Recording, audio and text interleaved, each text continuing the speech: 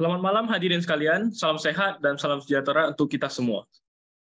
Yang terhormat Ketua Program Studi Bapak Dr. Marincan Pardede, yang terhormat narasumber Bapak Prayudi Lianto PhD, yang kami hormati Bapak Ibu dosen yang turut serta hadir dalam webinar ini, serta yang terhormat kepada para peserta webinar yang telah meluangkan waktunya untuk dapat hadir di webinar ini. Pertama-tama, marilah kita panjatkan puji dan syukur kepada Tuhan Yang Maha Esa, karena berkat rahmat-Nya, kita masih bisa berkumpul bersama, menimba ilmu dari narasumber yang luar biasa. Meski harus dilaksanakan secara online, semoga kita semua dapat sehat selalu. Terima kasih atas antusias hadirin yang sangat luar biasa untuk turut ikut serta dalam acara webinar IC Packaging Technologies Recent Development. Acara ini merupakan rangkaian acara webinar yang secara resmi diadakan oleh Program Studi Teknik Elektro Universitas Pelita Harapan. Bersama saya Angelo Hinata dan teman saya Patricia Haryanja dari Teknik Elektro 2022. Hadirin yang berbahagia, agar acara dapat berjalan dengan lancar, marilah kita berdoa. Doa akan saya pimpin menurut kepercayaan agama Kristen, untuk agama lainnya dapat menyesuaikan menurut kepercayaannya masing-masing. Marilah kita berdoa. Selamat malam ya Bapa, puji dan syukur kami panjatkan kehadirat-Mu, karena kasih dan rahmat-Mu, kami dapat berkumpul bersama untuk mengadakan acara webinar secara online ini. Kiranya Engkau selalu membimbing kami, agar acara dapat berjalan dengan baik dari awal, pertengahan, hingga akhir. Berkatilah agar apa yang disampaikan nantinya dapat bermanfaat bagi kami semua, dan kiranya dapat berbuah positif bagi kami ke depannya. Terima kasih ya Tuhan, haleluya, amin. Acara selanjutnya yakni sambutan yang akan disampaikan oleh Ketua Program Studi Bapak Dr. Marincan Pardede. Kepada Bapak Marincan, waktu dan tempat kami persilakan.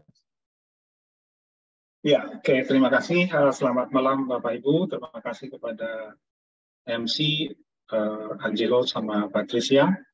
Dan kami menyambut Pak Prayudi Lianto yang memang saya juga cukup kenal dengan Pak Prayudi Lianto. Mudah-mudahan dia masih kenal saya gitu, karena kami juga pernah sama di UPH ya. Jadi sangat senang Pak Prayudi Lianto sudah bisa memberikan ilmunya kepada kami khususnya di teknik elektro dan pada umumnya untuk asosiasi di dalam teknik elektro. Dan topik yang dibawakan hari ini adalah IC Packaging Technology. Sebenarnya ini adalah satu ranah yang seharusnya memang ada di dalam kurikulum kami ya, tapi ada penyesuaian dan kami sangat antusias untuk mengisi beberapa kekosongan-kekosongan daripada informasi bagaimana IC Packaging Teknologi yang sedang berkembang pada saat ini dan yang memang digeluti oleh Pak Yudi Lianto. Dan kami juga menyambut Bapak-Bapak Ibu, baik mahasiswa, rekan-rekan dosen, dan saya lihat tadi dari yang masuk di Zoom itu ada dari beberapa universitas. Terima kasih untuk sudah ikut bergabung, dan kami berharap atau kita bisa mendapatkan beberapa informasi yang penting bagaimana IC packaging teknologi yang ada. Dan saya rasa Pak Prayudi sudah sangat mendalami ini, karena saya ingat Pak Prayudi dulu background-nya adalah dari ilmu fisika juga, terus sangat relate ilmu yang diberikan dari di bidang-bidang engineering, khususnya dalam IC packaging ya. Dan tidak berlama-lama kami menyambut Pak Prayudi dan seluruh peserta webinar pada malam hari ini yang juga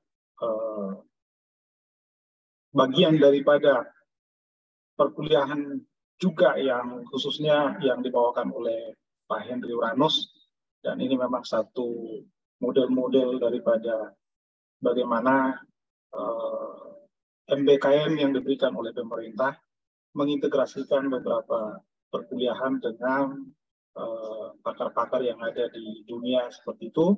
Dan kami berterima kasih atas semua arrange yang sudah diberikan, baik untuk panitia yang sudah berkontribusi pada hal ini. Dan kita menyambut Pak Prayudi Yanto, dan selamat bergabung Pak, selamat memberikan informasi kepada kami. Dan saya senang juga, karena saya juga mantan dosennya dulu. Saya sangat senang dia sudah memang pada bidang ilmu yang sangat berkembang pada saat ini. Dan sekian, terima kasih dari sambutan saya. Mari kita sama-sama menyimaknya. Terima kasih. Saya kembalikan kepada MC.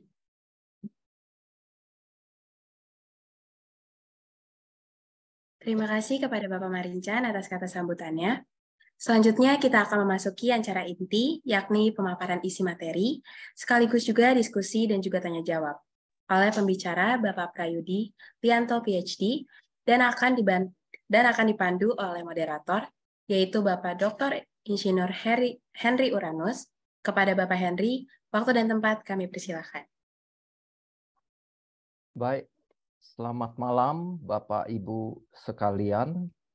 Selamat malam Pak Prayudi. Malam hari ini kita beruntung mendapatkan tamu expert dari industri IC ya, industri yang membuat IC maupun monitor ya, teknologi dan material untuk produksi IC dan monitor yang kelas dunia ya. Applied Materials itu ada di pusatnya ada di Amerika, lalu punya beberapa office dan beberapa research center. Salah satu research centernya itu di Singapura, dan Pak Prayudi itu berada di research center yang di Singapura tersebut ya. Pertama saya akan perkenalkan dulu Pak Prayudi itu, CV-nya seperti yang ditayangkan sekarang ini. Pak Prayudi Lianto adalah seorang senior process integration engineer pada Applied Materials Inc., sebuah perusahaan global dalam bidang material engineering dan proses teknologi dalam bidang semikonduktor dan display. Pak Prayudi mendapatkan gelar PhD dari National University of Singapore NUS tahun 2013 dalam bidang Advanced Material for Micro and Nano Systems. Pak Prayudi itu sebelum masuk ke jenjang pendidikan S3 di NUS itu mendapatkan BSc atau S1 dalam bidang fisika di Universitas Pelita Harapan tahun 2007. Pak Prayudi banyak mempunyai publikasi, antara lain di jurnal IEEE Transaction on Components, Packaging, and Manufacturing Technologies, lalu di jurnal Nanoscale, Nanotechnology, dan beberapa aktif ya sebagai pembicara pada beberapa conference dalam bidang packaging dan material research. Sebagai orang industri, Pak Prayudi itu juga aktif mengembangkan metode-metode yang akhirnya menghasilkan paten ya. Sampai saat ini Pak Prayudi sudah memegang 13 US patent ya, paten yang terdaftar di Amerika Serikat dalam bidang IC Process Technologies, dan beberapa di antara patennya itu telah diaplikasikan di berbagai industri, misalnya dipakai oleh besi NV dari perusahaan dari Belanda, Qualcomm Technologies, ya, perusahaan teknologi yang kita sudah kenal, ya, banyak membuat chips untuk smartphone, untuk charger dan sebagainya. Lalu SG Semiconductor Corp dari China juga mempunyai teknologi yang salah satunya dikembangkan oleh Pak Prayudi ini. Jadi Pak Prayudi yang kita datangkan hari ini yang akan berbicara adalah orang yang sudah berpengalaman di industri, dan kita akan mendengarkan bagaimana di industri itu beliau mengembangkan teknologi untuk packaging IC, dan kenapa mengembangkan itu, apa hubungannya dengan mungkin kita sering dengar hukum Moore's Law, atau sering kita dengar juga sekarang ini, ya, zaman AI, bagaimana hubungannya dengan mengembangkan teknologi untuk packaging IC tersebut. Oke, saya rasa dari saya cukup sekian. Kita sambut Pak Prayudi Lianto. Silakan Pak Prayudi untuk ambil bagian untuk mulai presentasinya. Silakan Pak. Ya, terima kasih banyak untuk Pak Henry, Pak Marincang. Ini saya ada nyamain video tapi nggak kelihatan ya. Ya, videonya, kameranya nggak nyala tampaknya. Iya, mungkin ada gangguan. Oke, mungkin kita lihat nanti gimana. Ya, terima kasih banget untuk rekan Universitas Pelita Harapan. Saya senang sekali bisa diundang untuk sedikit berbagi ya tentang pengalaman saya dalam bekerja di Applied Materials ini. Dan tentu saya masih ingat sekali ya Pak Henry dan terutama Pak Marincang. Dulu saya belajar spektroskopi terapan dari beliau, dan kita juga ya Pak Marincang juga sempat mengadakan mengajak beberapa murid ya untuk konferensi, ada yang di Bandung dan di tempat-tempat lain. Pak Henry juga dulu kita pernah sama-sama ke ISMOA ya di Bandung itu. Ya, jadi harapan saya hari ini sebagai alumni UPH, saya bisa sedikit menularkan ya mungkin passion di bidang semikonduktor yang nanti kita akan lihat sama-sama itu sangat penting, karena ibarat kata dia nggak ada matinya gitu ya. Jadi selalu berkembang dan selalu berkembang. Jadi kita harus selalu membuka diri, membuka wawasan untuk selalu memahami apa yang saat ini sedang menjadi tren. Ya, saya akan mulai sharing. Slide saya bisa dilihat? Sudah, Pak. Ya, oke. Jadi topik yang saya bawa hari ini Materials Engineering Innovations in IC Packaging Technologies. Jadi seperti yang tadi diucapkan oleh Pak Henry juga, memang Applied Materials ini dia berbasis di Santa Clara di California.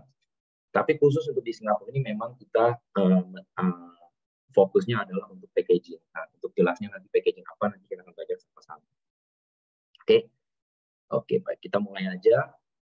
Nah, saya akan mulai dengan satu slide yang mungkin cukup familiar ya. Kalau kita lihat kayak gini, tampak gimana kalau kita bisa naik suatu mobil yang smart gitu ya. Dalam artian kalau kita ada di suatu pertigaan atau perempatan, dia bisa langsung mendeteksi ada mobil yang lewat atau ada yang penyeberang jalan, pejalan kaki dan lain sebagainya. Dimana kalau ini di zaman dulu mungkin semuanya berjalan dengan manual. Tapi sekarang kan kita tahu bahkan ada yang namanya driverless experience ya. Nah, jadi saat ini kita hidup di era di mana data itu sangat banyak dalam jumlah besar ditransmisikan lewat berbagai medium. Ya, jadi ini hanya sebagai konteks bahwa hal ini sudah terjadi dalam kehidupan kita sehari-hari. Terus apa yang bisa kita pelajari dari sini? Kalau kita lihat, ini semua dikarenakan adanya perkembangan pesat di bidang computing. Ya, Ya saat ini kan kita semua pasti tahulah bahasa gaulnya IoT ya, di mana-mana Internet of Things. Nah, tapi kalau kita backtrack sedikit, kita melihat sejarahnya. Awal mulanya itu sebenarnya computing itu dijalankan oleh suatu perangkat yang sangat besar ya, yang disebut mainframe. Ya contohnya mungkin beberapa sudah tahu kalkulator raksasa yang ada di Harvard misalnya. Itu kita namakan mainframe. Kenapa? Karena memang dia ukurannya sangat bulky. Jadi itu berlangsung cukup lama, dan sebagai gambaran saat itu untuk membangun suatu mainframe yang saat itu dinamakan superkomputer. Saat itu ya, harganya itu aja udah bisa mencapai miliaran rupiah untuk satu unit. Karena itu tentunya kalau kita lihat dalam kurva ini, pemasukan yang ada tentunya nggak bisa terlalu besar, karena siapa yang sanggup? Ya, kalau sebagai orang individual kita mau beli mainframe, kayaknya kan hampir nggak mungkin gitu ya. Karena itu dinamakan, mungkin kita sebut saja era pertama. Sebelum akhirnya di tahun 1990-an kita mulai mengenal komputer ya, personal computer. Ya mungkin kalau yang generasi agak lama sedikit masih ingat lah ada floppy disk dan lain sebagainya gitu ya. Sekarang jadi tombol save. Nah, cuma kalau dulu itu medium penyimpanan data yang ada. Dan ini terus berkembang. Saat itu meskipun orang bisa punya PC, namun PC ukurannya masih relatif besar, ya kan? Akhirnya kita masuk zaman milenium. Bisa zaman milenium inilah yang dinamakan era mobility. Kenapa? Karena kita mulai banyak mobile devices. Kita mulai bisa mobile, seperti istilahnya kan dibilang mobile phone. Karena data-data yang ada itu bisa ditransmisikan dengan lebih mobile, tidak lagi bergantung di satu tempat tertentu saja. Dan yang terakhir,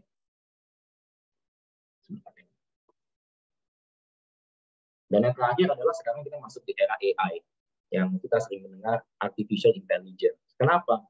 Karena udah begitu banyak perangkat yang bisa kita pakai, dan perangkat itu ukurannya kecil, maka kita bisa mengatur sedemikian rupa sehingga perangkat-perangkat itu bisa berkomunikasi satu sama lain. Nah, kita kembali ke contoh yang slide pertama yang tadi saya tunjukkan. Ketika suatu sistem atau infrastruktur yang ada sudah memadai, maka ketika seseorang menyetir mobil misalnya, mobilnya itu sendiri adalah suatu device yang bisa berkomunikasi dengan infrastruktur yang ada di sekelilingnya, contohnya dengan lampu merah, atau mungkin dengan sensor dan detektor lain yang ada di sekitarnya.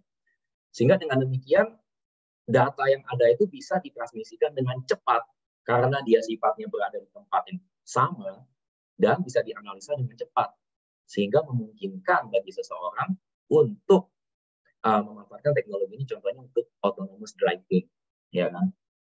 Nah, ini sedikit statistik aja yang kita lihat. Contohnya The Economist ini menuliskan bahwa IoT itu akan terus memperkuat ekonomi global. Bahkan diperkirakan dalam tahun 2030 itu akan terus meningkat jumlah atau revenue yang di bidang ini sampai 1,5 triliun dolar.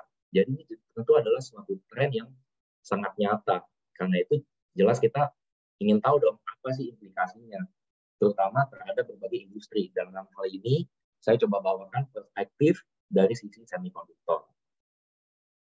Oke.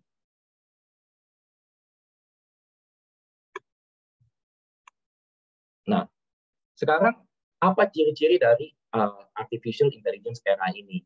Ciri-cirinya adalah ada explosion data, yang ini suatu data yang masif yang terus-menerus dihasilkan dan diolah. Dan ini mediumnya adalah yang kita namakan edge devices. Yang artinya kalau zaman dahulu semua data itu harus dikirim ke suatu server pusat, maka sekarang saat ini banyak data-data yang bisa dianalisa dalam batas-batasan tertentu itu secara real time, dan alat-alatnya macam-macam ya dalam kehidupan sehari-hari. Contohnya kalau smartphone aja, banyak sekali edge devices yang kita bisa operasikan dari handphone kita, ya kan? Contohnya electronic lock, dimanapun kita berada kita bisa atur rumah kita itu gemboknya kapan terbuka, kapan menutup. Nah, itu semua termasuk dalam kategori edge devices, dan edge devices ini jumlahnya terus bertambah. Kalau kita lihat di sini aja, diperkirakan dalam 15 tahun mendatang jumlahnya bisa mencapai 1 triliun dalam segi kuantiti. Dan ini tentu saja dibarengi dengan apa gunanya dari edge device ini adalah untuk menghasilkan mengolah data. Dan diperkirakan dalam waktu 5 tahun mendatang saja peningkatan ini sampai mencapai 5 kali lipat. Tapi yang penting di sini kita lihat, kebanyakan data ini dihasilkan oleh mesin. Ya, contohnya kalau kita di sosial media aja gitu ya, kita kadang merasa sosial media itu bisa sangat pintar. Misalnya kan dari history kita browsing suatu website tertentu, misalnya ya, tiba-tiba mungkin di Facebook, tiba-tiba kita bisa direkomend untuk misalkan site untuk tourism misalnya, site untuk misalnya beli furniture atau belanja online. Ini semua adalah data-data yang dihasilkan oleh mesin. Ya, karena itu sekarang komputer telah berubah fungsi. Jadi dari suatu fungsi yang sederhana, di mana zaman dahulu itu hanya untuk dipakai untuk mungkin membuat dokumen sederhana, menulis dokumen dan lain sebagainya. Sekarang mereka sangat namanya workload spesifik, yang artinya ini data yang dihasilkan sangat masif, dan untuk mengolah data ini secara benar dan cepat, kita perlu device yang punya high bandwidth, high speed. Ya, kita sendiri tahu ya di Indonesia semua kalau mau pasang WiFi gitu kan pasti mencarinya yang cepat gitu ya. Sekarang juga udah era 4G, 5G gitu ya dan seterusnya. Nah, jadi sekarang trennya adalah jelas kita tahu bahwa data itu dihasilkan terus-menerus dalam jumlah yang sangat besar. Dan dalam hal ini data ditransmisikan dari edge ke cloud secara terus-menerus tanpa kita sadari. Nah, jadi apa implikasi dari ini semua? Dan apa lebih jelasnya, apa yang bisa kita lakukan untuk bisa membuat ini terus berkembang dan berkembang. Sebelum itu kita lihat dulu, ternyata di berbagai literatur yang ada di internet, kita lihat sebenarnya ada masalah di sini. Meskipun kita bisa membuat suatu mesin itu sangat pintar, dalam artian ya artificial intelligence gitu ya, tapi ini semua dengan kompromi dalam bidang konsumsi energi. Nanti kita akan lihat kenapa. Contohnya ini kita bisa lihat beberapa artikel ya kan. Energy consumption poses environmental problems. Artinya apa? Contohnya lagi, measuring AI's carbon footprint. Ini yang jarang kita telah lebih lanjut. Namun jelas dari berbagai sumber-sumber yang terpercaya ini, seperti IEEE, Spectrum, dan Semiconductor Engineering, di mana ini informasi yang bisa dipercaya, jelas bahwa era AI ini dengan adanya begitu besar data yang dihasilkan dan diolah secara terus-menerus, itu konsumsi energinya sangat besar. Ibarat kata carbon footprint-nya besar. Nah, berarti ini suatu masalah besar ya, karena kita sendiri kan, kita tahu concern global adalah gimana kita bisa menggunakan energi dengan lebih bertanggung jawab. Jadi, meskipun dalam artian kita bisa menghasilkan mesin yang bekerja dengan cepat dan baik, kalau dia mengkonsumsi energi secara besar-besaran juga, ini nggak bagus dan nggak sustainable. Jadi kurang lebih itu konteks yang ingin saya sampaikan. Nah, sekarang kalau dari sisi teknologi, sebenarnya apa yang menyebabkan konsumsi energi itu begitu pesat? Tadi kita sudah bilang bicara tentang edge devices, gitu ya. Nah, kurva ini sangat penting untuk bagi kita memahami apa yang terjadi ketika kita menggunakan satu alat yang dinamakan smart device itu. Smart device itu macam-macam ya, dari yang sifatnya sederhana, seperti yang tadi untuk mengoperasikan misalkan gembok atau menyalakan lampu dari jarak jauh dan lain sebagainya, itu masuk kategori yang masih low power. Dalam hal ini, powernya yang digunakan itu kecil, dan dalam hal ini komputasi atau kalkulasi yang dilakukan itu sederhana. Nah, di sini satuannya dalam TOPS, yang tera operation per second. Tera itu berarti kan 1 triliun ya, 10⁻12. Nah, jadi kalau untuk yang kategori ini nggak masalah. Dalam artian, oke, kita low power dan juga low performance requirement. Tapi kita tahu sendiri, semua alat-alat ini ditopang oleh infrastruktur yang lebih canggih atau lebih sophisticated. Dalam hal ini, dia nggak bisa standalone. Dia juga harus didukung oleh sistem yang mumpuni lah, ibaratnya gitu. Kita perlu punya juga perangkat lunak lain. Dalam hal ini CPU-nya juga harus punya memori yang cukup, ya kan? Dalam hal ini mobile atau smartphone yang kita pakai masuk kategori menengah. Powernya relatively medium dan juga computing requirement-nya juga medium. Di sini aja kita mungkin bisa benar-benar relate ya apa yang terjadi dalam kehidupan sehari-hari. Dalam sehari berapa kali contohnya kita cas HP kita, Kalau misalnya kita nyalain Bluetooth terus-menerus dan lain sebagainya. Itu udah menunjukkan bahwa saat ini konsumsi energi untuk perangkat HP atau smartphone kita itu pun sebenarnya tidak bisa dibilang hemat, ya. Pasti semua yang ada di sini bisa kira-kira memahami apa yang saya maksud. Bahwa sebenarnya penggunaan energi saat ini itu sebenarnya besar. Ya kita hitung saja kalau misalnya satu universitas Pelita Harapan semuanya punya smartphone dan semuanya menggunakan aplikasi tertentu, berapa energi yang dikonsumsi? Itu sangat besar. Dan lagi berlanjut, ada yang lebih high-end lagi. Contohnya central processing unit itu requirement-nya lebih tinggi lagi, persyaratan lebih besar lagi. Dan terakhir, Google sebagaimana yang kita tahu, untuk khusus aplikasi AI ini, dia namakan prosesornya itu TPU ya, atau Tensor Processing Unit. Ini yang jelas-jelas benar-benar membutuhkan high power dan at the same time computing requirement-nya sangat tinggi. Nah, jadi karena ada berbagai jenis perangkat yang menggunakan manipulasi data seperti ini, kita jadi tahu bahwa energy consumption-nya itu bukan suatu hal yang sepele. Kita harus benar-benar memahami bahwa ini adalah suatu challenge yang besar di sisi industri. Jadi bagaimana kita bisa menangani ini semua? Solusinya nanti kita akan lihat, nggak bisa datang cuma dari satu sumber saja. Jadi nggak ada yang one man show ya. Kita sendiri di sini semuanya harus benar-benar collaborate. Nah, itu nanti kita akan lihat lebih lanjut. Nah, sekarang kita lihat lebih lanjut. Apa sih yang menyebabkan teknologi bisa maju begitu pesat? Apa yang menyebabkan kita, oke, kita bayangin aja kalau zaman dulu, misalkan kita untuk menyimpan data aja, dalam satu disket itu kita hanya bisa menyimpan 1,4 MB ya. Sekarang kita beli thumb drive yang sederhana aja isinya minimal udah 16 GB. Itu kenapa bisa terus berkembang dan berkembang? Itu karena dalam teknologi transistor, industri terus mengejar namanya teknologi node yang semakin kecil dan kecil. Ketika saya masih belajar waktu itu, ketika saya waktu itu belum lulus dari NUS, orang bicara soal 28 nanometer teknologi. Ya, saat ini kita bisa lihat di chart ini ya. Tahun 2018 ini di-develop oleh TSMC, yang mana ini menjadi backbone ya untuk teknologi berbagai smartphone yang ada sekarang itu 7 nanometer. Dan belum lama 3 nanometer itu di-announce oleh Intel. Kenapa ini benar-benar penting? Nah, sebelumnya mungkin kita mungkin pengen tahu apa sih maksudnya 7 nanometer, 5 nanometer, 3 nanometer. Nah, bagi yang belajar optoelektronik, ya nanti mungkin juga kalau ada mata kuliah optoelektronik atau semiconductor device physics, ini itu sebenarnya melambangkan channel length. Jadi kalau misalnya kita punya transistor, itu kan bisa PNP atau NPN. Ya, mungkin ibarat kata kalau kita bisa bikin channelnya itu semakin pendek, maka elektron itu bisa melintas dengan lebih cepat. Gampangnya gitu aja. Kalau elektron bisa melintas dengan lebih cepat, tentu device kita bisa berjalan dengan lebih cepat. Dan ini kurang lebih yang mau dijelaskan dari kartun ini, gitu ya.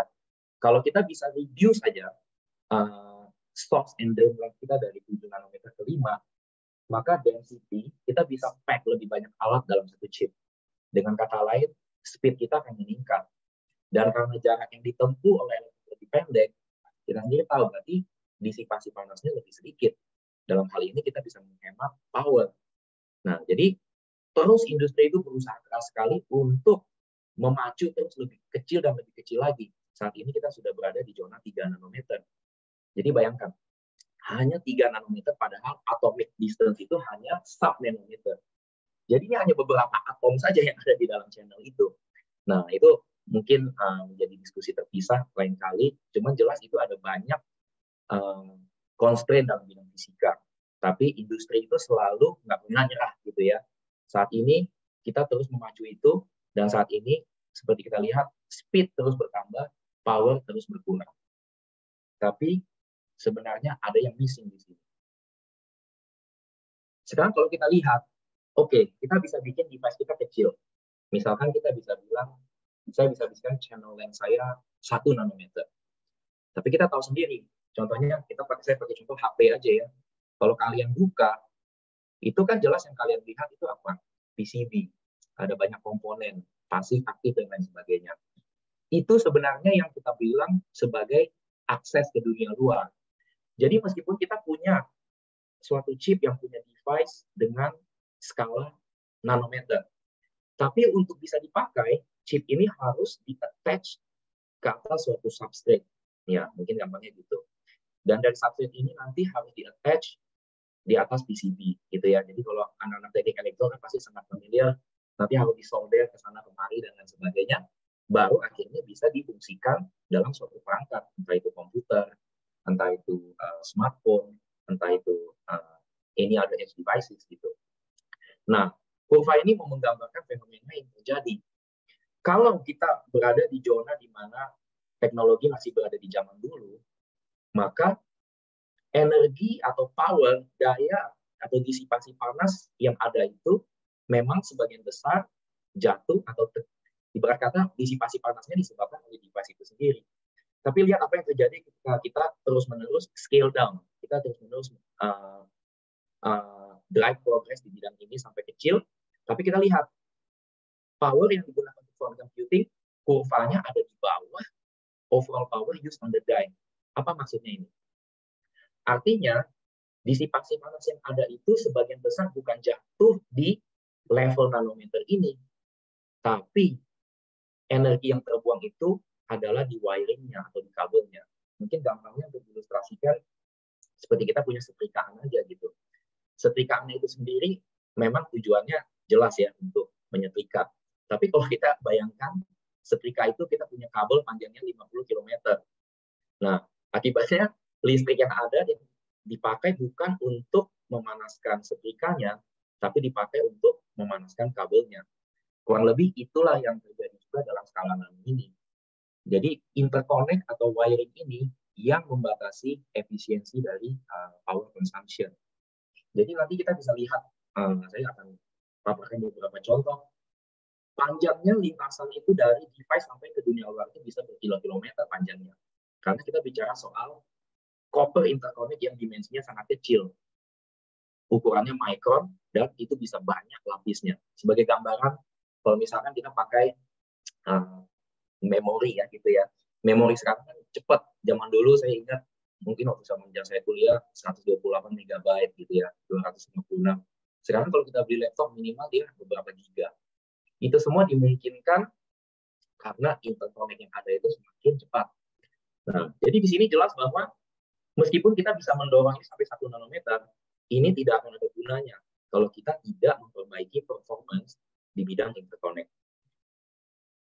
Oke.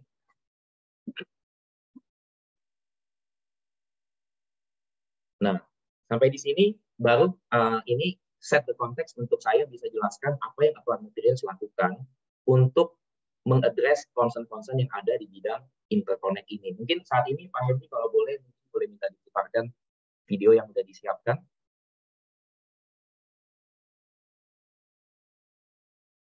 Timothy bisa tolong putar videonya, Timothy.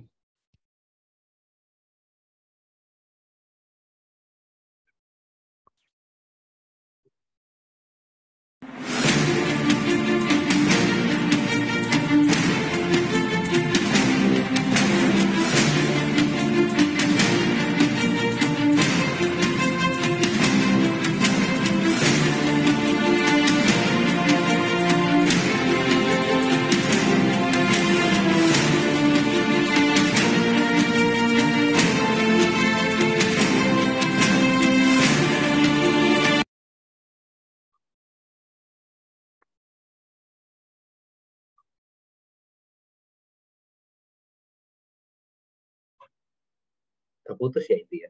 Ya, Timothy bisa diulang, Timothy? Ya mungkin dicoba sekali lagi ya kalau bisa, kalau enggak ya apa-apa juga sih. Ya saya pikir itu bisa memberikan ilustrasi dengan lebih baik apa yang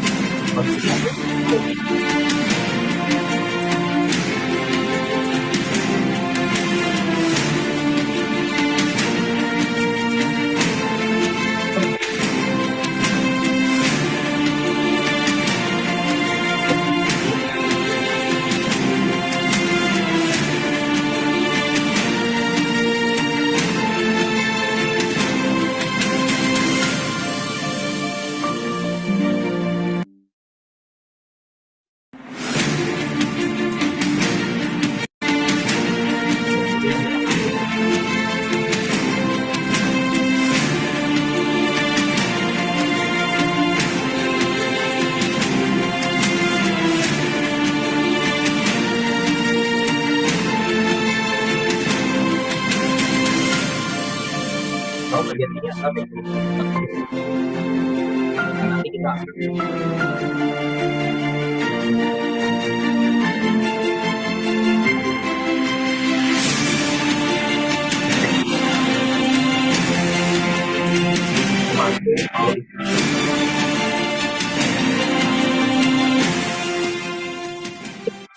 banyak. Jadi video itu kira-kira menjelaskan apa yang terjadi ketika kita bicara, oh ya, kita bisa membuat transistor semakin kecil. Tapi sebenarnya itu semua kurang berfungsi kalau kita tidak bisa memperbaiki performa di bidang interconnect. Begitu ya kurang lebih. Nah sekarang Applied Materials sendiri itu sebagai perusahaan semiconductor equipment, kita percaya bahwa industri itu mengejar keseimbangan dari beberapa elemen ini. Harus ada keseimbangan antara performance, power, dan juga cost. Jadi kalau misalnya kita punya suatu alat yang performance-nya bagus, tapi dia boros energi contohnya, atau misalnya harganya mahal atau boros energi, itu juga bukan sesuatu yang industri akan adopt. Nah ini saya hanya sajikan beberapa contoh problem di bidang interconnect. Ya contohnya seperti ini tadi kan ada ya snapshot yang mirip di video itu. Nah, dalam membangun interconnect dari bawah sampai atas ini, pertimbangan utama tentu adalah power loss-nya harus kecil. Dan mungkin karena saya topik ini lebih ke arah energi atau power efficiency, saya akan fokus ke sana. Contohnya juga untuk architecture yang namanya backside power distribution contohnya. Lower power loss itu tetap menjadi satu metrik yang sangat penting. Dan lebih lagi, belum lama ini juga untuk packaging technology, ada teknologi baru yang dinamakan hybrid bonding, dan itu pun salah satu benefit atau keuntungan dari hybrid bonding ini adalah power loss-nya lebih kecil. Jadi Applied Materials sangat fokus karena kita mengerti bahwa dalam perkembangan AI saat ini kita membutuhkan high speed computing power, tapi at the same time kita harus memastikan bahwa power consumption itu kecil. Karena itu fokus kita di sana. Oke.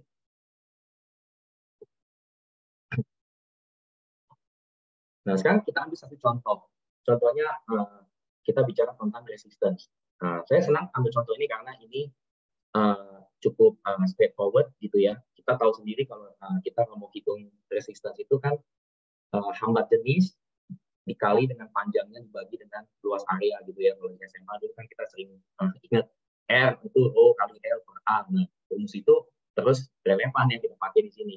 Nah, sekarang kalau kita lihat aja gini. Ini kan x-aksisnya, sumbu x-nya kan teknologi node. Ya, tadi dari 28, ada 16, 7, 5, dan seterusnya. Tentunya karena dia berbanding terbalik terhadap area, maka kita bisa kira-kira mengerti. Ketika kita membuat device kita semakin kecil dan semakin kecil, hambatannya akan semakin tinggi juga mengikuti persamaan kuadrat. Gitu ya kira-kira ya.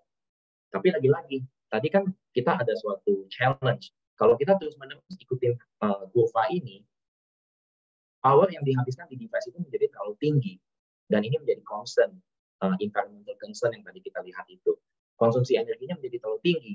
Jadi customer-customer Applied Materials itu punya spek yang sebenarnya bisa dibilang nggak masuk akal. Fisika sendiri udah bilang kan bahwa ini hubungannya kuadratik. Tapi yang industri mau apa? Kamu mau, saya maunya node-nya semakin kecil, resistannya tetap nggak nambah. Ini kira-kira challenge yang dilempar ke semiconductor equipment player seperti Applied Materials. Kalau kita lihat secara sekilas, jelas ini nggak mungkin. Gimana mungkin kita melawan hukum fisika gitu ya. Tapi kita coba teliti lebih jauh. Kalau kita bayangkan saat kita membangun interconnect yang begitu banyak dan berlapis-lapis ini, sebenarnya kan resistance itu komponennya banyak. Ya, kita sendiri tahu hambatan itu kan kalau misalnya ditutup seperti ini membentuk rangkaian seri. Betul nggak? Nah, dalam hal ini anggaplah kita zoom ke suatu lapisan aja yang ada di sini. Maka hambatan yang ada di lapisan ini adalah rangkaian seri dari hambatan di atas ini, hambatan yang tengah, dan hambatan yang bawah. Tapi seringkali orang lupa, dalam proses semikonduktor, semua layer ini itu tidak dibentuk dalam satu kali proses. Ini kalau dalam dunia semikonduktor itu dikenal dengan proses yang namanya dual damascene. Jadi semua layer ini dibangun berkali-kali. Satu layer dual damascene bikin satu via dan copper line. Nanti di atas bikin lagi dual damascene. Jadi itu diulang berkali-kali sampai mungkin puluhan atau ratusan kali. Saat kita melakukan itu, jelas di interface ini ada tegangan jatuh. Ya, artinya interface ini kita nggak bisa nganggap sebagai hambatannya nol. Ya, kalau biasa kita gambar angkanya kan kita bikin penyederhanaan. Kita anggap kabel itu tidak memakan tegangan sama sekali. Kenyataannya juga. In fact, kenyataannya interface ini yang mempunyai kontribusi yang dominan dibandingkan dengan hambatan-hambatan yang ada di sini. Karena interface ini kan dibentuk secara sequential. Pertama bentuk yang lapisan yang bawah, lalu kita bentuk lagi lapisan yang atas, dan seterusnya, dan seterusnya. Seperti bikin Lego block. Setiap Lego block yang kita tambah itu, interface ini jelas ada suatu contamination. Ya, dan inilah yang menyebabkan hambatannya menjadi tinggi. Applied Materials menyadari hal ini, bahwa interface engineering ini contribute lebih dari 50% dari total resistance. Jadi, kita kalau bisa kurangin resistance dari interface ini mungkin aja bisa kita capai. Nah, termotivasi oleh hal itu, maka kita mengembangkan teknologi untuk membuktikannya. Nah, contohnya kita lihat sendiri ya, ini suatu tren yang kita nggak bisa hindari. Dari sekarang sampai masa depan, pasti ini akan semakin kecil. Jadi, ini nggak bisa kita ubah. Tapi yang kita bisa ubah adalah cleanliness atau tingkat kebersihan dari interface ini. Nah, ini hanya untuk ilustrasi. Dengan menggunakan solusi dari Applied Materials, kita kembangkan suatu proses di mana memang akhirnya kita bisa mencapai itu. Bahwa meskipun teknologi node kita terus turun ke node yang semakin kecil, tapi kita bisa tetap maintain resistance-nya constant. Ini adalah suatu pencapaian yang penting. Karena dengan demikian, ini adalah kontribusi dari Applied Materials untuk memastikan bahwa konsumsi energi itu bisa ditekan seminimal mungkin. Kita lakukan aja perhitungan sederhana ya. Misalkan kalau resistance-nya untuk satu via ini berkurang 50%.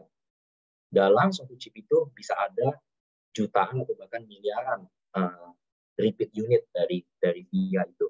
Dan kalau kita ambil asumsi aja ada 5 layer saja, sudah berapa power yang di-saving. Itu kita bisa kalkulasi sendiri.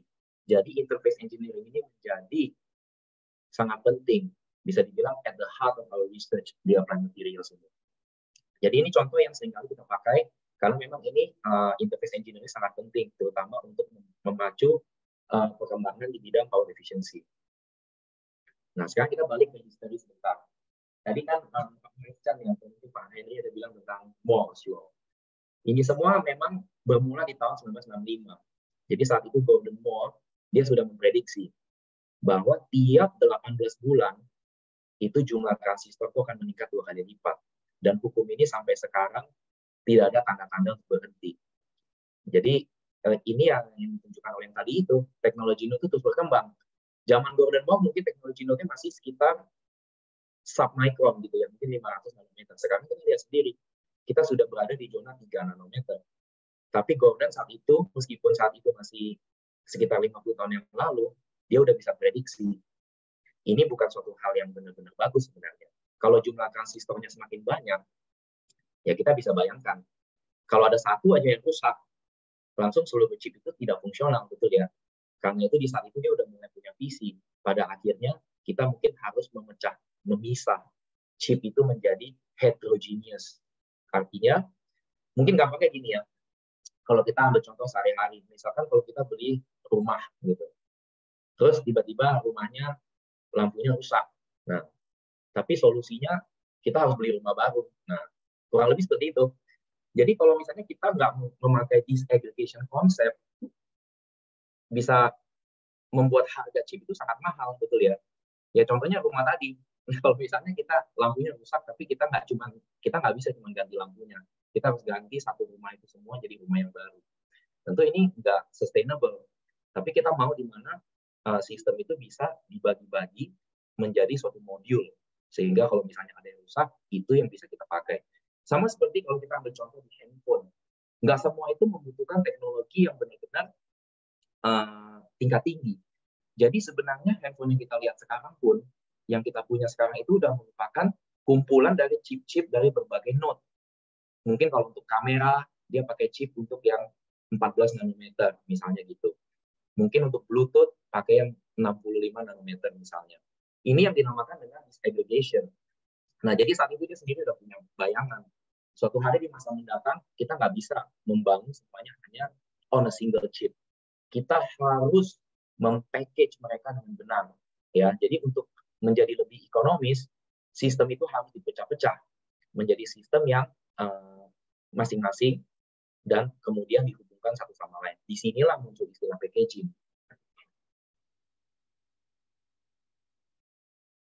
Nah, sekarang kita masuk. Apa kira-kira yang dimaksud dengan packaging itu?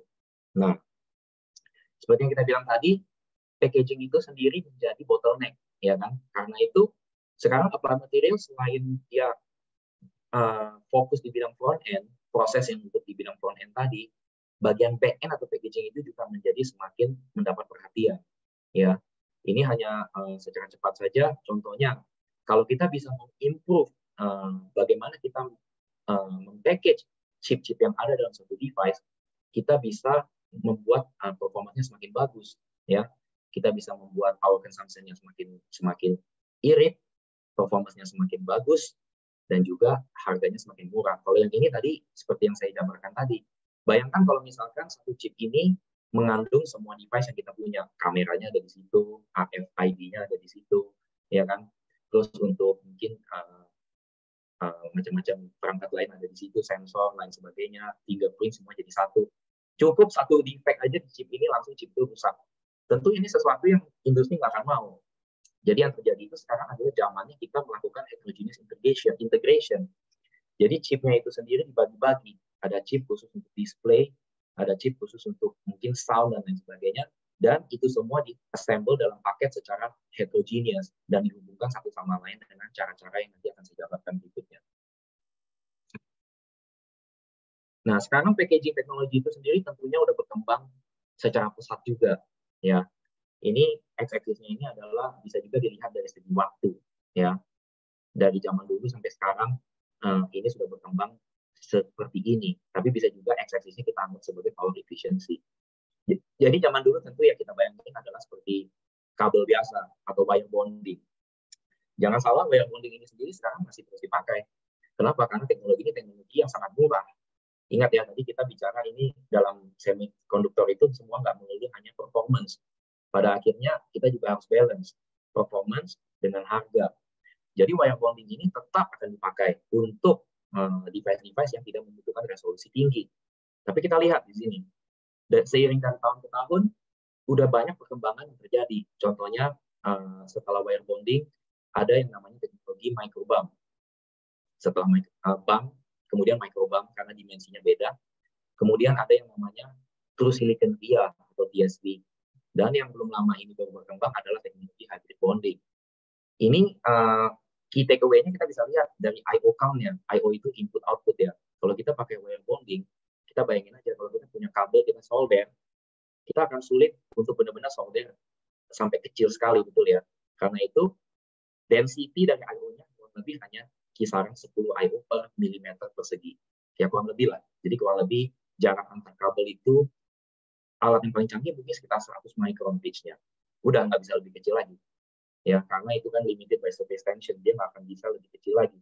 Tapi kalau kita bikin microbump, di mana ini nanti di pattern secara khusus menggunakan litografi, itu bisa meningkat satu order of magnitude. Microbump meningkat lagi. Terus silicon via udah sampai 10.000. Dan hybrid bonding bisa mencapai mungkin sampai 1 million I/O per milimeter persegi. Ini semua kenapa sangat penting, lagi-lagi kalau kita bisa membuat interconnector semakin kecil, maka lintasan yang tentu akan semakin pendek. Kalau semakin pendek, lagi-lagi kita akan bisa menghemat pemakaian energi.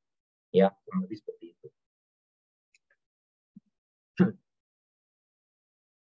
Nah, sekarang untuk menjadi lebih jelas ya, ini kurang lebih menggambarkan kalau kita punya suatu IC package, ya, kan judul topnya IC packaging. Kurang lebih itu pasti mengandung komponen-komponen yang seperti digambarkan di slide ini. Entah dia pasti punya microbump, ya. Contohnya kalau ini misalnya untuk memory stacking, ya, pasti punya microbump untuk menghubungkan chip yang satu dengan chip yang lain. Dan antara chip yang paling bawah dengan chip yang pertama pasti ada bond pad. Ini adalah kurang lebih komponen atau building block mungkin istilahnya. Ada yang namanya RDL, ada yang namanya TSV, ya, ada yang namanya backside power rail atau BPR, ada yang namanya copper post, dan ada yang namanya hybrid bonding. Ini semua digunakan secara serempak. Jadi tergantung dari aplikasinya. Jadi masing-masing teknologi ini sendiri punya challenge-nya masing-masing.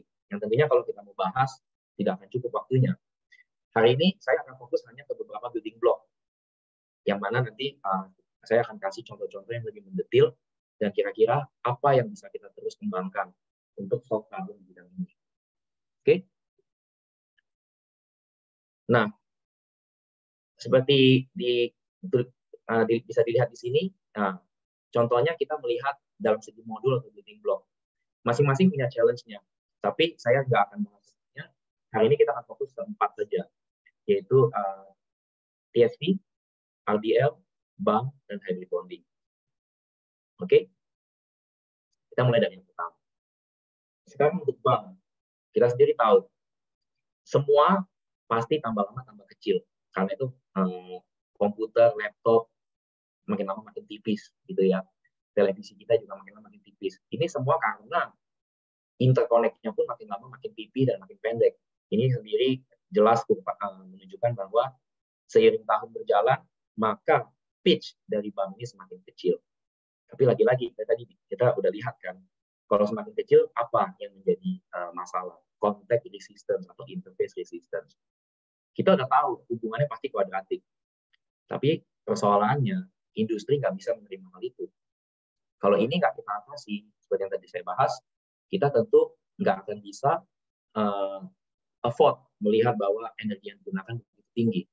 Nah, jadi untuk proyek ini kita kolaborasi. Jadi Applied Materials dalam hal ini karena posisinya di Singapura, maka kita punya privilege untuk kolaborasi dengan A-Star.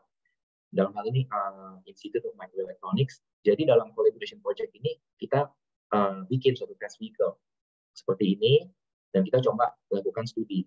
Dan untuk test vehicle ini kita coba lakukan improvement dalam segi proses. Applied Materials mengembangkan proses yang namanya pre-clean. Nah, mungkin kartun ini bisa mencoba menjelaskan apa yang terjadi. Contohnya dalam hal ini, misalkan kita punya aluminium, ya di sini ada aluminium pad. Pada waktu kita mau bikin microbump di atasnya, maka seperti yang saya bilang tadi, antara aluminium dan BAM ini pasti ada interface resistance. Contohnya aluminium kita tahu sendiri, kalau kita taruh di room temperature aja pasti langsung membentuk native oxide gitu ya. Atau kalau bahasa sehari-harinya karat gitu ya. Karat itu pasti terbentuk atau K2O3. Jadi kalau misalkan aluminium ini kita nggak apa-apain, langsung kita bangun aja, langsung kita build layer di atasnya, jelas akan ada aluminium oxide di sini. Kalau ada aluminium oxide, dia kan sifatnya insulator. Maka apa yang bisa kita harapkan di sini? Jelas hambatan rangkaian seiring ini akan sangat tinggi. Jadi lupain aja. Kalau misalnya aluminium oxide, ini akan jauh lebih tinggi lagi. Lalu gimana dengan kalau kita lakukan pre-clean? Kita bersihin. Nah, tapi teknologinya teknologi yang zaman dulu. Nah, ini sebagai gambaran aja, kalau misalnya pre-clean udah dilakukan, aluminium oxide yang terbentuk itu menjadi lebih berongga. Ya. Tetap itu kita nggak bisa melawan hukum termodinamik. Aluminium oxide pasti kebentuk, tapi kita bisa atur. Ini yang namanya materials engineering tadi. Bisa nggak kita bikin dia lebih porous? Kalau porous minimal kan lebih conducting, gitu ya. Tapi kita lihat sendiri, di samping bisa membuat porous, salah satu drawback-nya itu bisa ada contamination karena proses dari pre-clean itu sendiri. Nah, kalau kita nggak atur proses pre-clean dengan baik, bisa sih berkurang, tapi mungkin nggak sampai benar-benar kecil banget. Dia nggak memenuhi spek nih. Nah, akhirnya kita terus kembangkan proses yang ada sampai dia bisa mencapai spesifikasi dari customer. Dalam hal ini di bawah 20 miliohm. Inilah yang akhirnya digunakan oleh industri saat ini untuk membersihkan aluminium bond pad supaya contact resistance-nya itu bisa di bawah 20 miliohm dalam hal ini. Ini salah satu kontribusi yang ada dari Applied Materials. Karena itu saya pakai contoh ini. Itu satu dalam bidang bumping. Tadi kita ada belajar beberapa building block. Dari tadi kita bicara soal electrical performance ya. Tapi jangan lupa perkembangan ini juga nggak bisa dipisahkan dari yang namanya dunia patterning atau litografi. Jadi kalau ada yang ngambil modul semiconductor processing, maka akan tahu litografi itu adalah justru step pertama. Sebelum kita bisa bikin ini semua terjadi, kita harus pattern mereka dulu. Nah, sekarang kita bayangin, kalau misalkan smartphone kita atau televisi kita dan lain sebagainya bisa begitu pipi, artinya chip yang ada di situ sebenarnya tipis. Ya, kurang lebih bisa digambarkan seperti itu. Mungkin hanya 100 mikron atau mungkin 200 mikron. Nah, kita bayangin sendiri. Contohnya kalau kita punya pelat aja deh. Kalau pelat aluminium, kalau tebel, dia kan pasti rigid ya. Tapi gimana kalau misalnya itu semakin tipis dan semakin tipis? Lama-lama kan kayak citato gitu ya. Jadi gampang untuk warp. Nah, ini kita pakai istilah yang sama. Kalau kita bergerak, maksudnya chipnya semakin lama semakin tipis, maka warpage-nya itu akan semakin besar. Nah, kamu bayangin aja, kita bayangkan saja kalau kita punya suatu kertas yang maksudnya gampang melekuk seperti itu. Kalau kita mau gambar di atasnya itu pasti sangat sulit ya. Itu kurang lebih analognya. Dalam hal ini litografi itu sendiri punya yang namanya depth of focus. Kalau chip kamu udah begitu tipis, gimana bisa kamu pattern suatu fitur yang sangat kecil? Contohnya dalam hal ini 2 micron. Jelas yield-nya atau hasil patterning-nya itu nggak bisa 100%. Nah, ini contohnya data yang kita generate, lagi-lagi kita collaborate sama AMI, kita generate suatu test vehicle, kita bikin, dan kita coba lakukan studi secara mendetail. Wah, kalau misalnya warpage-nya terus meningkat, nggak akan bisa. Jadi, kita harus solve problem ini dulu. Gimana caranya meskipun kita punya suatu wafer yang tipis, tapi warpage-nya tetap kita kontrol. Nah, hasilnya itu dijabarkan di sini. Untuk yang garis merah ini, kita bisa lihat apa yang terjadi. Kalau misalnya kita tidak kontrol, semakin kita bangun lebih banyak layer pertama, layer kedua, dan layer ketiga, maka warpage-nya akan mengikuti garis putus-putus yang warna merah ini. Ya, kita bisa baca aja. Kalau misalkan warpage-nya sampai 2000 micron atau 2 mm, yield-nya itu udah less than 20%.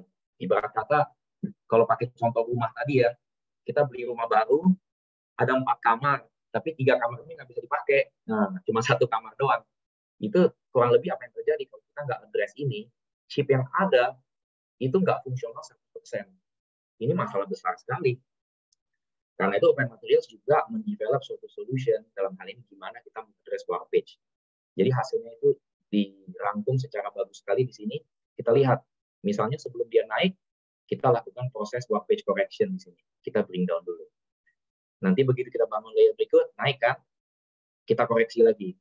Baru naik lagi. Perlahan-lahan, sehingga akhirnya kita bisa membangun multiple layers of interconnect tanpa mengkompromikan resolusi dari patterning ini.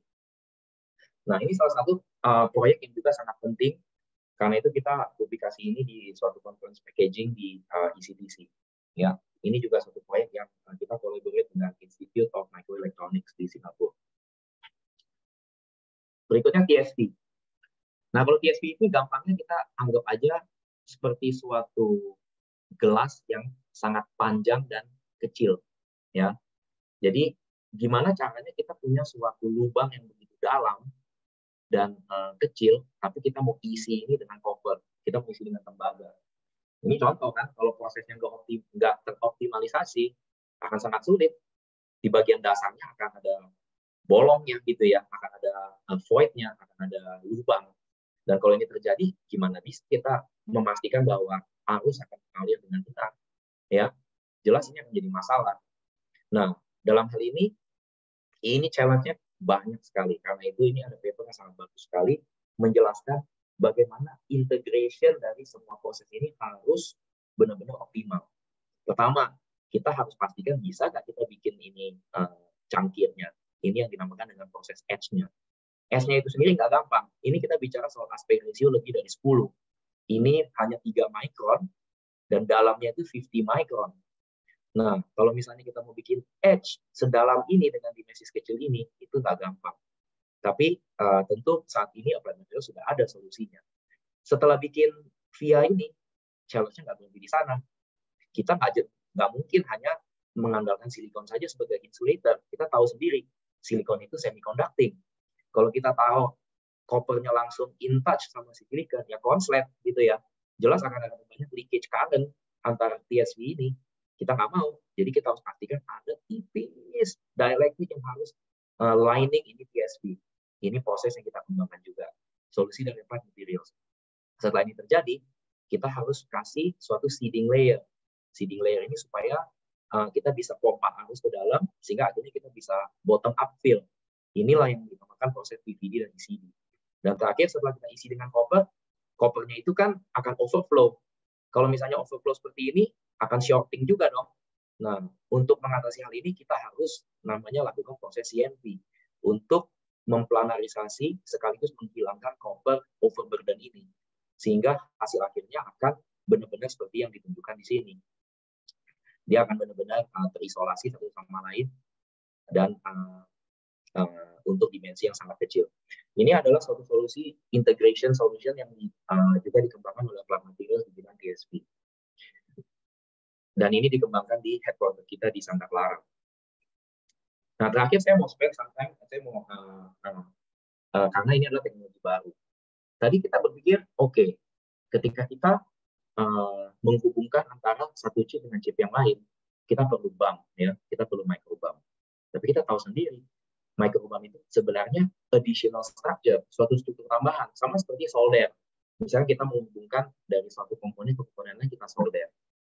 Akhirnya orang berpikir, bisa nggak ya, saya hubungin aja langsung satu chip ke chip yang lain langsung nempel. Nah, jadi kadang-kadang kalau kita berpikir kita bisa wild imagination aja gitu ya, kita bisa berpikir iya bisa aja, cuman challenge-nya sangat banyak sekali. Pertama, kalau kita mau lakukan hal itu, kita harus memastikan interface-nya ini sangat bersih. Sedikit aja ada partikel di sini, jelas ini nggak akan bond gitu ya. Jadi meskipun ini menawarkan banyak opportunity atau peluang seperti dilihat di sini ya, oh ini bisa menghasilkan connection yang sangat banyak sekali, tapi ada banyak challenge-nya. Dalam hal ini kita harus benar-benar presisi. Nah, untuk hal ini akan membawa talk saya itu ke inti pesan dari talk hari ini. Kita penting sekali untuk menyadari bahwa karena teknologi semakin maju, ketika kita menghadapi suatu masalah itu udah sangat multidisciplinary. Artinya kita nggak bisa cuma punya orang yang ahli di bidang teknik elektro, kita juga harus menggandeng orang-orang lain yang punya kemampuan di bidang lain. Karena itu ini hanya untuk sharing saja untuk audiens di sini. Applied Materials meskipun fokus dia adalah ciptaan alat, orang yang bekerja di sana nggak cuma orang teknik mesin gitu ya, bukan cuma teknik mesin yang tugasnya membuat rangka-rangka dari alat-alat kita yang memang sebagian besar hardware fokus. Tapi kita juga harus punya orang-orang simulasi. Kita harus punya orang-orang molecular dynamics contohnya. Untuk memahami, contohnya hybrid bonding. Kita tahu dari mana bonding material yang paling bagus itu seperti apa. Hal ini kalau misalnya kita nggak meng-engage orang-orang molecular dynamics, kita nggak bisa. Karena itu di dalam Applied Materials sendiri ada tim yang bergerak khusus kerjanya adalah mengulik hal ini. Gimana caranya kita mengoptimisasi material apa yang bisa kita pakai. Sehingga ini akan mempercepat cycle time. Bayangkan kalau kita nggak simulasi, kita coba satu material terus 1 bulan. Kalau kita mau coba 10 material, mau sampai berapa lama? Padahal Moore's Law sendiri udah bilang setiap 2 tahun setiap 18 bulan saya mau transistor saya semakin cepat. Kalau kita nggak pakai simulasi, itu nggak akan mungkin. Menyadari hal itu, kita punya grup yang khusus bergerak di bidang itu untuk meneliti hybrid bonding dari sisi material screening secara simulasi. Sisi lain, nah ini karena hot topic, lagi-lagi seperti yang saya bilang tadi, kalau kita mau langsung bond chip yang satu ke chip yang lain, chip itu harus di factory. Sekarang caranya gimana kita bisa tahu itu chipnya di factory atau enggak? Kita bicara di factory ini bukan masalah 1 atau 2. Ini dalam satu paper itu bisa ribuan bahkan jutaan. Lagi-lagi balik ke persoalan saya di slide pertama. Kita hidup di era big explosion of data. Karena itu kita memanfaatkan momentum itu. Di company kita juga punya orang-orang AI, orang-orang machine learning yang kerjanya adalah menganalitik software dan algoritma, sehingga data yang kita hasilkan itu bisa kita analisa dengan cepat dan akurat. Contohnya adalah dalam hal ini.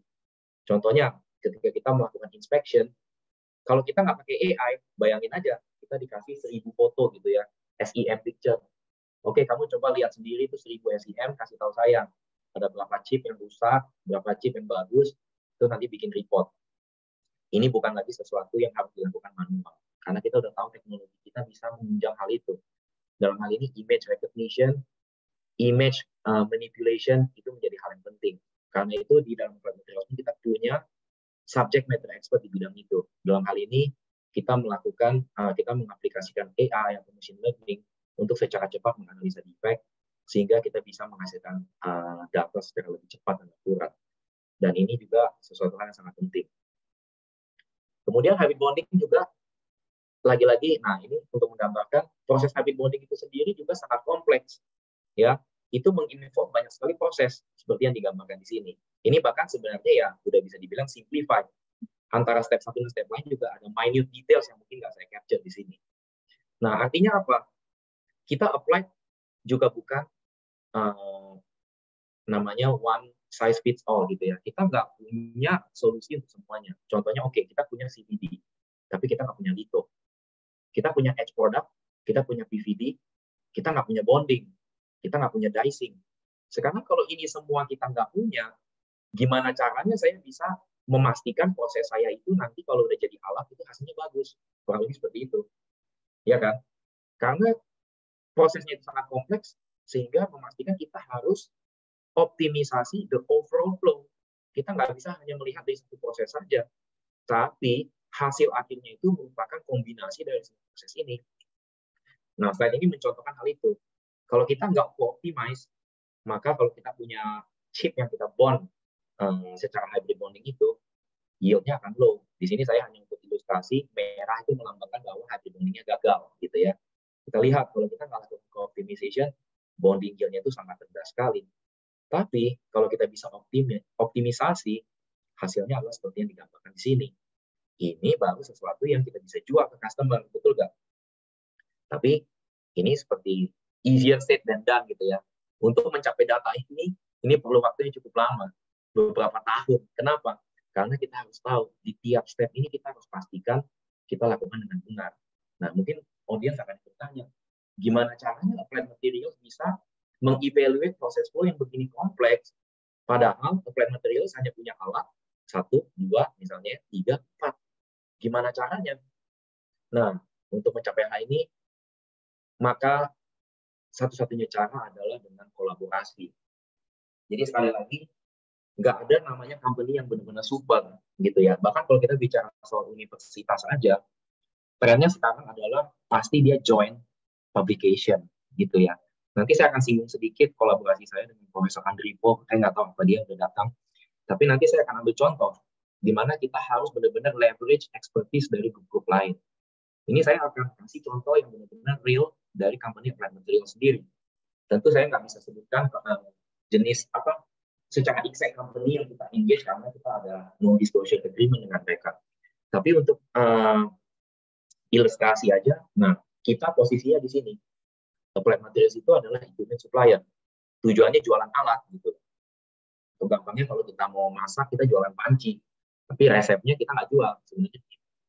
Nah, kalau kita cuma ngandalin jualan panci, dan kita nggak ngerti, kita nggak engage koki-koki yang terkenal, kita nggak tahu makanan enak apa yang bisa dimasak dan lain sebagainya, gimana bisa kita menang? Nah, makanya sekarang ini saya bisa bilang bahwa applied materials menjadi equipment supplier nomor 1 di dunia, karena mereka punya mentalitas bahwa mereka sendiri pun bukan orang yang paling hebat. Ya, jadi kita sendiri harus bekerja sama. Dalam hal ini, customer langsung kita adalah foundry. Ya, foundry itu orang yang beli alat kita.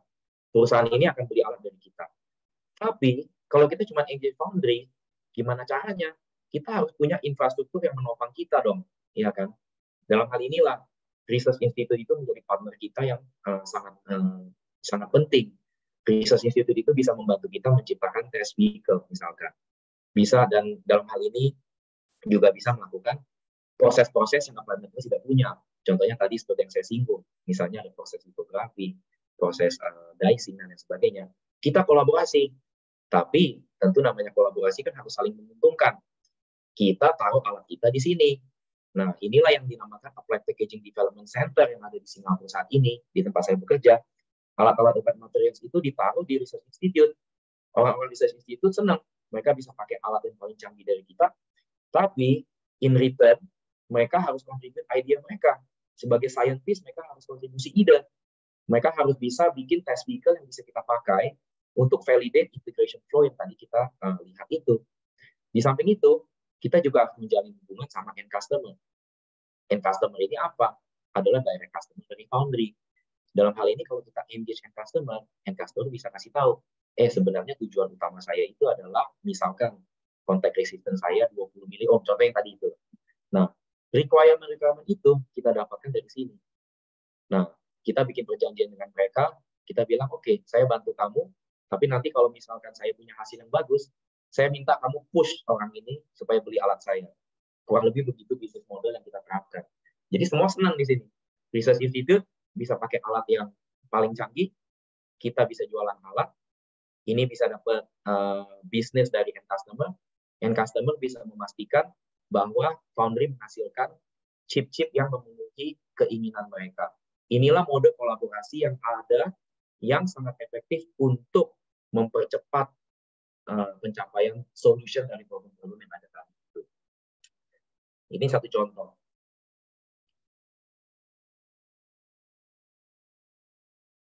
Ya, kurang lebih seperti ini. Contoh kedua adalah partnership dengan research institute lain untuk suatu eksplorasi teknologi.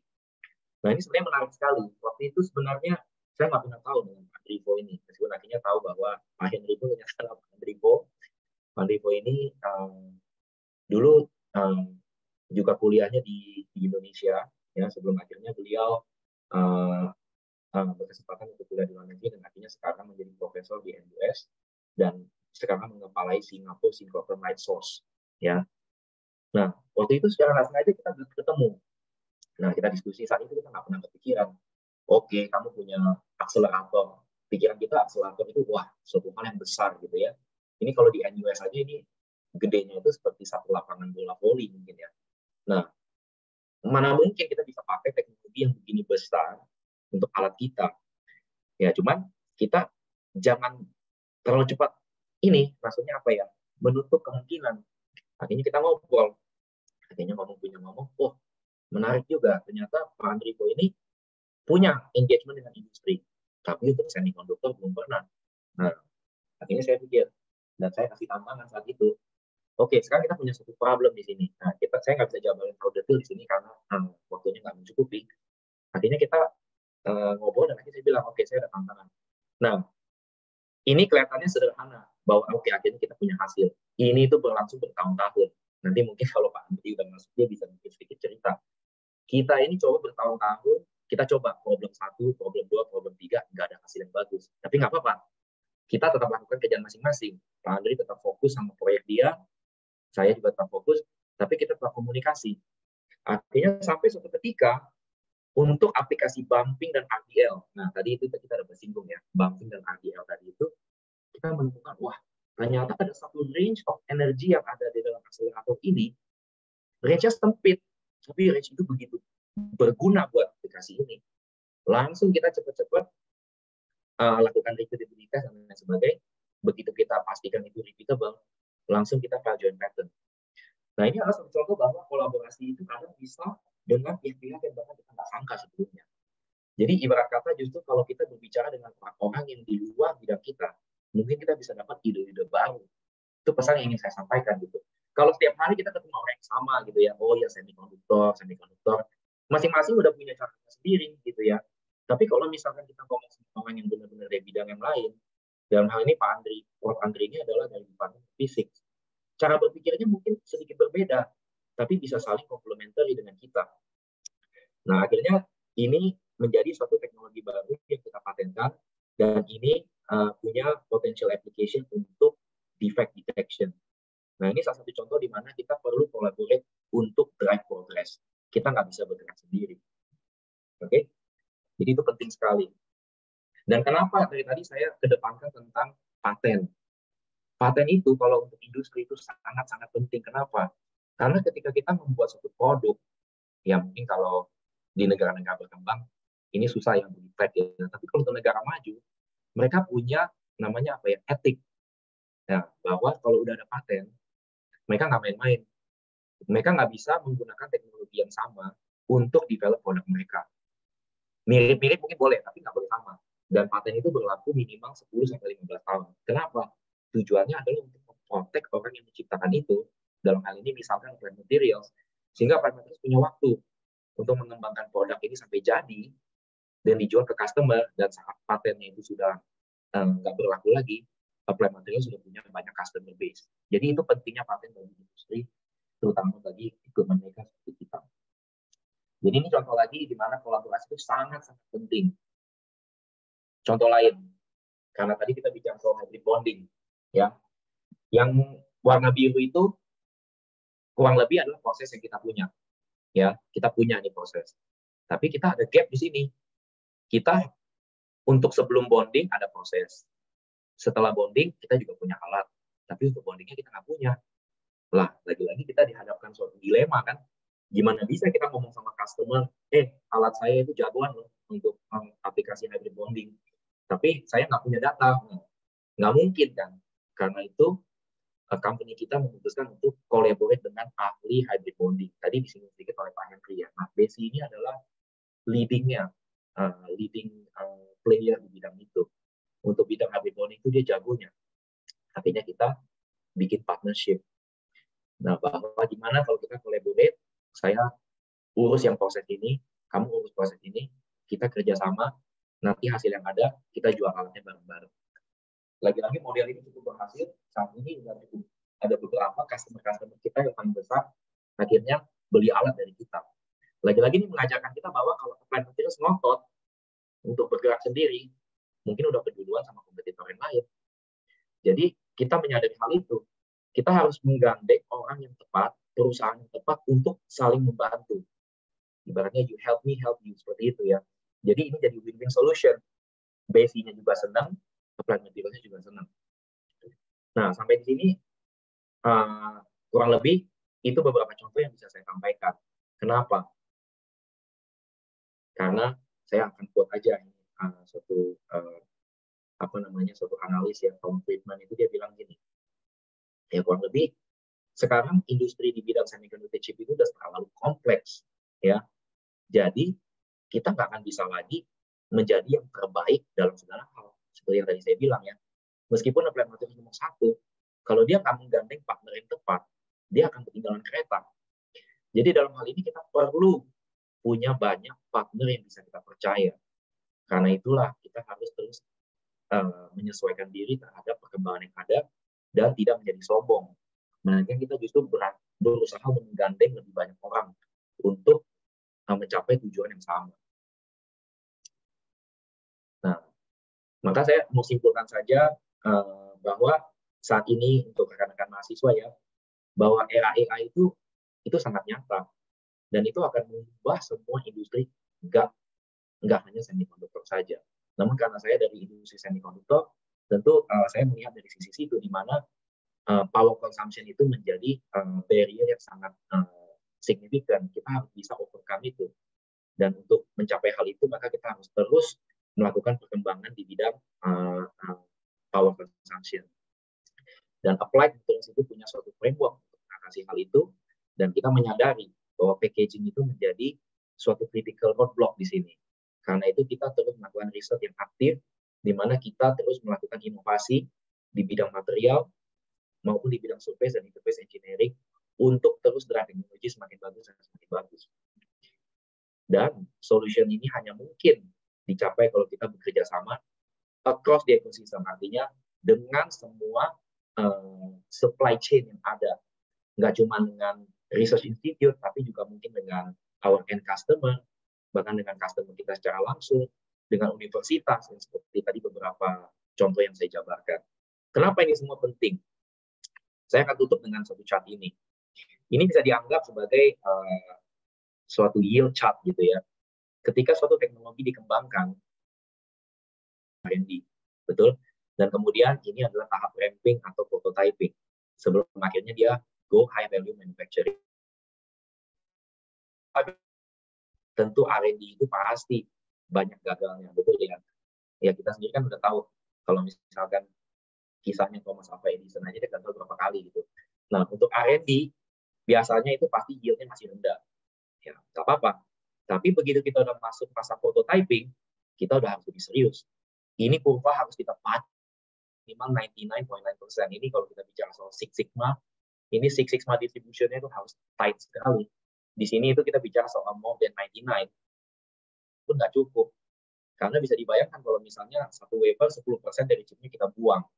Perusahaan-perusahaan chip manufacturer itu kan merugi sekali. Nah, karena itu kita harus terus memacu bagaimana sampai kurva ini semakin cepat. Jadi yang gambar garis yang nyambung ini adalah target, tapi ini biasanya kenyataan di lapangan. Kenyataan di lapangan biasanya ada up and down gitu lah, wajar lah ya kan. Kita pasti ada problem-problem, isu-isu gitu ya. Nah, kalau kita bisa membawa kurva ini lebih cepat ke sini, kontribusi yang luar biasa. Bagaimana cara kita yang tepat? Dan kenapa saya mau menekankan ini, terutama untuk mahasiswa yang ada, misalnya bencana dan sebagainya. Ingat bahwa semua jurusan itu pasti ada gunanya. Tapi harus diingat juga bahwa pada akhir tackle suatu industri problem, itu harus collaborate. Setidaknya dari pengalaman saya bahwa akan sangat sulit sekali kalau kita hanya mengandalkan satu subject matter expert saja. Kita harus bisa pintar-pintar mencari partner. Tentu bukan berarti sembarang collaborate gitu ya. Oh, semua universitas saya mau gitu ya. Semua partner saya mau, enggak. Kita harus pintar-pintar mencari partner yang bisa dipercaya supaya kita bisa mencapai hal yang kita inginkan. Nah, jadi terakhir saya mau tutup dengan quote dari CEO kita sendiri. Ya, jadi Gary Nichols ini adalah CEO dari Applied Materials.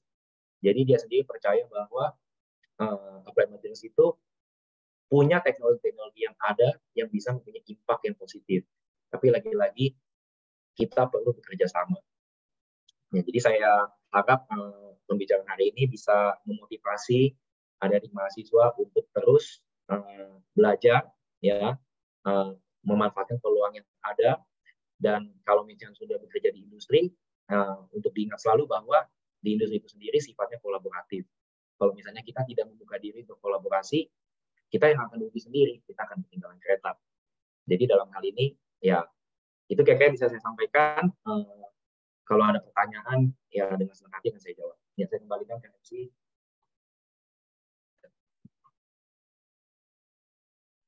Oke, terima kasih Pak Prayudi.